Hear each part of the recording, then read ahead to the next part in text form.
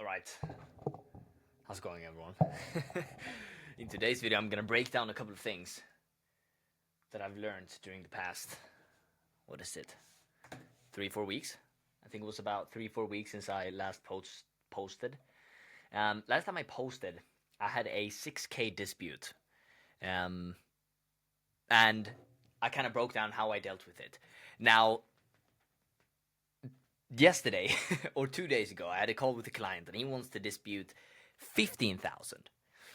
And so I think I talked about in that video, your problems only get bigger, and they'll never get smaller. They just keep getting bigger and bigger. And now I've kind of 3x'd the problem. 6K dispute. Now we're talking about a 15K dispute. And so it's not 100% sure that he is going to do it, but we're probably going to have to refund 15K, which sucks. I mean, yeah, not good, but it is what it is. And so that puts us in, I mean, not in the best position, because imagine if we put 15K back into ads with our CAC, that's a lot of clients. But I want to start posting more on YouTube because of two reasons. Actually, just because of one reason. First of all, I want to find really, really good people that can join my team and build a super big company.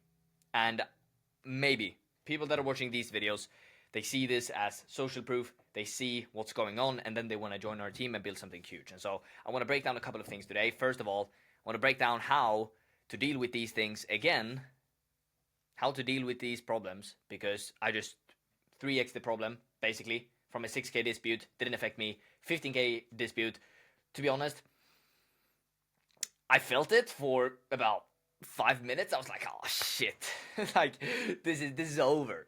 But then you go back to baseline and you're like, okay, I'm fine. And the thing is, you're always going to reach a new baseline. And Alex Hormozi talks about this, and I think this was one of his best videos ever, because business is very mental, right? So he talks about it like this. You are on a line, normally. This is like where you normally operate. And he talks about mental toughness, and this is how he breaks it down. I think he basically talks about 3 or 4 different components. And so something happens right here, okay? You have something happens, a 15K dispute. And so you drop back down.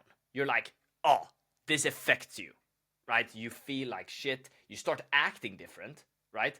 You don't do the work you're supposed to do. You ignore things. You don't take meetings. Like, whatever happens, you stop doing things that you're supposed to be doing. And this can be anything, right? This can be personal. This can be in the business. This can be anything. Now, he talks about a couple of things. He talks about, first of all, how far do you go down when something happens? Do you either go down a lot, like this, or do you just go down a tiny bit, right? The second thing he talks about is, how long does it take you to get back up again? I think, yeah. So basically, when you go here, how long does it take you to go back up to the same point? And I'm not going to just draw and explain exactly what he talked about, but this is so, like, I think this is how you actually grow in a business, because you will always have bigger problems. And so when you have a problem, you have to see it as an opportunity to basically increase your baseline. So your level of stress is here. You have something happened, you go down, you start acting differently.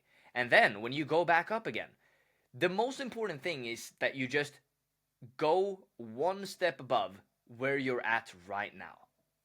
So after you've dealt with this problem, you should now have a new stress tolerance and a new way of dealing with problems. And so next time something like this happens, let's say your new baseline is now here. I'm so bad at drawing, which is fine. There we go. Your new baseline is now up here. And so for every single time you have a problem in your business, yes, you go down, but you should always go up again. And you should always be at a higher level than what you were before. If you're always ending up at a higher level, you will never fail. You will never let the problems beat you. Yes, you might have a huge problem. Something happens, family member dies, and you take it like it sucks. And you go down here, and it takes you a while before you go back up again. But when you go back up, as long as every single time you're above your baseline, eventually you will be way better than what you are when you started. And so every single time, and this is, I'm focusing more on like the business side of things now. When you have something happen in your business that sucks, client churns, client disputes, someone sues you, what else? You lose cash flow, like you have to let go of people. Whatever it is, no matter what happens, make sure that after you're done dealing with that problem, that you always reach a new baseline. And I wouldn't say this is only about mental toughness, but it's also about your level of stress. Because when I started, I got stressed when we didn't, let's say, when we didn't onboard a client properly. Or, oh, that's a bad example. I got stressed when a lead wanted to cancel their appointment B2C with our partners. I got super stressed. That doesn't even, I don't even flinch. I don't even think about it. That is so normal for me. And this is like your stress tolerance. What happens is you start here, you start at this line, and then when something happens, you go down, and then you go up, and you go down, and you go up, and you go down, and it's like this. And then you might have something huge happen, and then you start, and then it basically goes like this. And the biggest point I'm trying to make is you should always have an upwards trajectory. And as long as you're conscious about it, it will be this way, because it will never be easier to run a business. It will just, your problems will get bigger. You'll have bigger problems to solve. And I think that's great, because it's basically you're just improving yourself when you have bigger problems. So that's it about this right here. Now, how did this go into what I had? I think about 1 week ago, I had, oh, holy shit, it sucked. I had probably a couple of days where I feel like I was at rock bottom. Like, we're talking, holy shit, like, what am I doing? What is going on? And I've had that probably 10 times now. Like, you feel like you're at rock bottom, nothing's working, you can't scale. And this might sound a little bit woo-woo in a sense, but I really, really, really think that your like frequency and manifestation is the way to solve this. Because you're getting these spirals of thinking, oh, we're not getting results, I'm not scaling. And then that becomes your reality. Like, that is what you will do after that.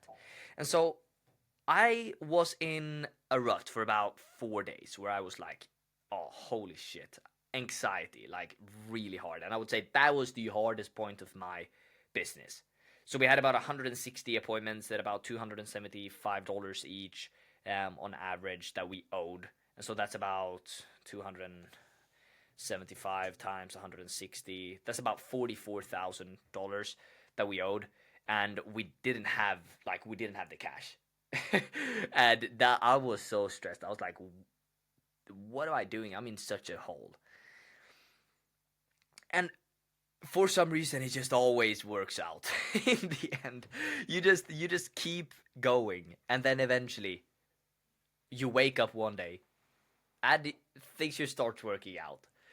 And I think the biggest thing you can do to kind of get out of ruts is think about your frequency. Like, I think meditation is so good. Meditation, visualization, being on the right frequency. If you think that you are having these like problems, big problems, you're not doing enough, that will be the case. That is your reality, because reality doesn't exist. It's just what you think and feel. There's nothing else to reality. If I really, really believe that ghosts exist, ghosts will exist for me. Like, that is stronger than reality itself. Even if there is ghosts, if there's not, me believing that there are ghosts is way more powerful than if it actually is that case. If that's actually the truth, right? And it's the exact same thing when you run a business. If you see the problems and you're like, oh, you are on that frequency, you're like, and for people that run businesses, I think you know exactly what I'm talking about. That feeling of you're not making it, you're not succeeding. And what you think is that you need to change your, I don't know why I even have the Miro right now. I'm just talking, but what you think is you have to get success first to be able to feel like you're successful. So what people think, and this is something I've learned now, is, and I knew it, but I haven't really implemented it. So people think that the first step is you become successful. So you get success. And then that success compounds because you start feeling successful. So I'll write feeling. And when you have success and you're feeling successful, that compounds into more success. So I'll do more. More success. And this is where people get it wrong. This is not how it works. You don't get successful and then you feel successful and then you get more success. That's how people typically think. You have to start with this. You have to start with the feeling. You have to feel the success. So if I draw this out, this is how it should be. You start by feeling like everything in your business is solved. And this is not just forcing yourself to feel it. You have to really feel it. You have to believe it. And in the beginning, it's gonna be hard. You're gonna start thinking about it in a different way. You're gonna feel like, oh, I have all of this money. I'm doing all of this, and your brain will tell yourself like you're lying. Like you will look at your bank account and you'll feel like, shit, I'm lying. Oh, Jim, how's it going? Edwin is It's going good. Look, I have a really promising. All right, I still learned to be quiet real quick. All right, so what I was saying is you have to start with the feeling. If you don't start with the feeling, you will never get to the point where you have success. So this is how it works.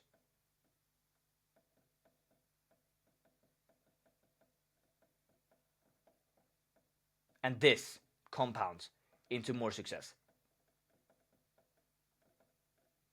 More success. Okay, I'm kind of in a hurry right now because I need to go. But this is not how it works. You don't get successful and then you start feeling successful and then you become more successful. You have to start by feeling successful, even though your bank account says you're broke, you're poor, things are not working out, your clients are disputing. Even if that's the case, you have to start by feeling it. When you really feel it, then you will become successful. And this might sound woo, but this is so true. I've been running a business now for 3 years. I think I started my first one when I was 16. Yeah, almost 4 years. You have to feel it first.